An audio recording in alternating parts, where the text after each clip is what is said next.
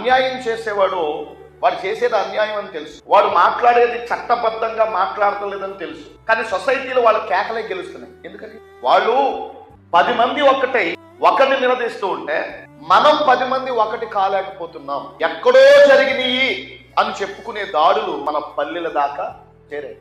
మనమేమి తప్పులేం చేయట్లేదు, సొసైటీకి మంచి చేసేటటువంటి కార్యక్రమాలు చేస్తున్నాం. తప్పులు చేసేవాళ్ళు దొరలాగా బాగానే తిరుగుతున్నారు. క్రిస్టియానిటీ దేశానికి దేశ చట్టాలు కూడా చేయలేని గొప్ప సేవ చేస్తుంది. దొంగల్ని మారుస్తుంది, హంతకుల్ని మారుస్తుంది, నేర ప్రవృత్తి కలిగినటువంటి వారిని నేర ప్రవృత్తి నుండి శాశ్వత బహిష్కరణ దిశగా తీసుకువెళ్తుంది. అటువంటి పరిచర్య ధర్మానికి సేవకులుగా ఉన్నటువంటి మీరు దేనికి భయపడాల్సిన అవసరం లేదు.